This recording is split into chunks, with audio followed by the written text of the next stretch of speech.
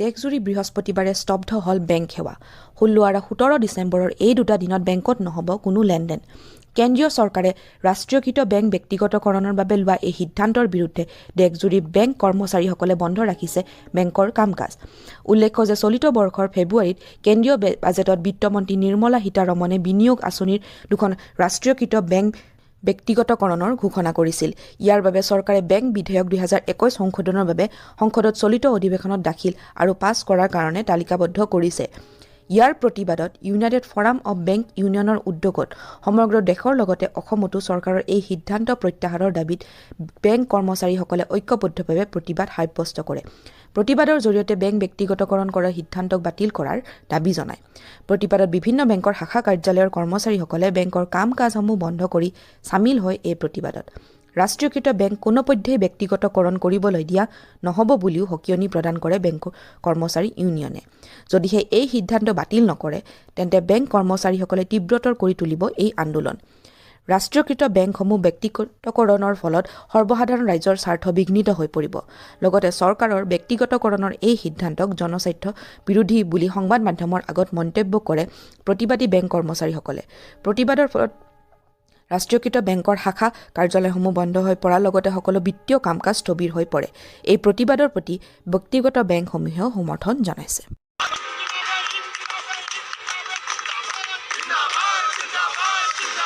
Strike पे जा रहे हैं बैंकों के निजीकरण के खिलाफ। इन बैंकों के निजीकरण के खिलाफ मैं ये बताना चाहूंगा कि न सिर्फ बैंकर, आम भारतीय भी बहुत बुरी तरीके से प्रभावित होने वाला है। जब सरकारी उपक्रम नहीं बचेंगे, रोजगार नहीं बचेगा, किसी से तरह की सुरक्षा, आर्थिक सुरक्षा की गारंटी नहीं बचेगी, तो देश में बचेगा क्या? हमने विरोध जताने के बाद सारे बैंकिंग उद्योग के सारे संगठनों का संयुक्त मंच यूएफबीयू ने विरोध करने का निर्णय लिया और 16 और 17 दिसंबर को राष्ट्रव्यापी हड़ताल की घोषणा की, जिसमें 10 लाख से अधिक अधिकारी और कर्मचारी शामिल हैं। सरकार की नीतियों का विरोध करेंगे और उस सरकार की इस निजीकरण की नीति का हम पुरजोर विरोध करते हैं। हम इसके विरोध में अनिश्चितकालीन हड़ताल पर भी जा सकते हैं। 1969 में जब बैंकों का राष्ट्रीयकरण हुआ था, राष्ट्रीयकरण होने से भारत की अर्थव्यवस्था को बहुत लाभ हुआ। खासकर जो गरीब तबके थे, हमारे किसान भाई थे, जिनको कोई लोन नहीं देता था, जो अपना स्तर सुधार नहीं पा रहे थे, पूंजीपतियों से लोन लेते थे, गांव के साहूकारों से लोन लेते थे, कर्ज के तले जो है आत्महत्या कर लेते थे, उनके स्तर में बहुत सारा सुधार हुआ। जो किसान हमारे अर्थव्यवस्था के रीढ़ बने और प्राइवेटाइज होने से बैंक गलत हाथ में चले जाएंगे, जिससे बैंक का बहुत नुकसान होगा। आप जो हार्ड अर्न मनी है जो आपका, आप जो पूरे जिंदगी कमाते हैं वो आप बैंकों में रखते हैं, उस पर भरोसा है आपको। अगर प्राइवेट बैंक इतने ही अच्छे होते तो इतने ज़्यादा खाता सरकारी बैंक में क्यों है? क्योंकि ये मामला है ट्रस्ट का, विश्वास का, क्योंकि इसमें जो है एक सरकार को एक गारंटी के रूप में लोग देखते हैं। मान लीजिए आपने पूरी अपने जीवन की कमाई आपने कहीं रखी हुई है, यस बैंक और पीएमसी के हालात आपने देख रखे है ना। यहाँ पे ऐसा नहीं है कि हम लोग कोई प्राइवेट बैंक के विरोधी हैं, लेकिन जब प्राइवेट बैंक खुल रहे हैं ना, आरबीआई तो दे रहे हैं, आरबीआई तो ऐसा नहीं है कि लाइसेंस नहीं दे रही है, लाइसेंस मिल रही है, तो ऐसी क्या जरूरत पड़ गई कि भाई जो सरकारी मुनाफे में चल रही है जो है उसको क्या जरूरत पड़ गई उसको प्राइवेट करने की? लगभग 97% जनधन खाते सरकारी बैंकों ने खोले, 97%, और वो जीरो बैलेंस पे खोले। 3% प्राइवेट बैंकों ने किए। और जब सारी बैंकिंग सेवाएं हम प्रदान कर रहे हैं, हमारा राष्ट्रीयकरण ही इस उद्देश्य के तहत हुआ था कि हम इनको साहूकारी प्रथा से, जो निजी साहूकार थे उनसे निकाल के ले आए।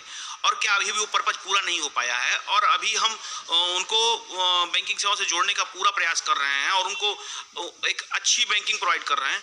अभी अचानक से क्या ऐसा आ गया, क्या ऐसा लक्ष्य प्राप्त हो गया कि सरकार को निजीकरण किया बनी? नए बच्चों को रोजगार नहीं मिलेगा। बैंकिंग में बहुत सारा रोजगार हर साल दिया जा रहा है, उसकी उम्मीद बिल्कुल खत्म हो जाएगी। वैसे भी रोजगार देखिए दिन प्रतिदिन कम होते जा रहे हैं सरकार के। जब सरकार में रोजगार नहीं दे पा रही है तो जो बचे हैं उनको क्यों खत्म कर रही है? आपने आज तक कभी नहीं देखा होगा कि सरकारी बैंक डूबा है, क्योंकि लोगों को सरकार पे भरोसा है, जनता को सरकार पे भरोसा है। सरकारी बैंक में पैसा अगर जमा है तो वो सिक्योर है, प्राइवेट बैंक में सिक्योरिटी की गारंटी नहीं है। हम सभी ने पीएमसी बैंक और यस बैंक को डूबते हुए देखा है, और यस बैंक को बचाने भी एक सरकारी बैंक एसबीआई बैंक ही आया था। बेरोजगार वर्ग जो है, हमारा स्टूडेंट वर्ग जो है, हमारा मध्यम वर्गीय है, जिनका पैसा हमारे सरकारी बैंकों में सुरक्षित रहता है उसको बेचने की तैयारी कर रही है। इसलिए मैं राष्ट्रीय निजीकरण का विरोध करता हूँ। हम सरकार द्वारा प्राइवेटाइजेशन के खिलाफ हैं। इसका फर्क हमारे ग्रामीण बैंक पे पड़ेगा कि अगर हमारा स्पॉन्सर बैंक प्राइवेट हो जाएगा तो हमारी भी जितना मैनेजमेंट है प्राइवेट बैंकों के हाथ में चला जाएगा। इससे पब्लिक में ही बहुत फर्क पड़ेगा। जितने जनधन योजनाएं खाते हैं, जितने किसानों खाते हैं, सब ग्रामीण बैंकों में हैं, और जब प्राइवेट हाथों में चला जाएगा तो उसमें चार्जेस लगा के वो खाते सब बेकार हो जाएंगे।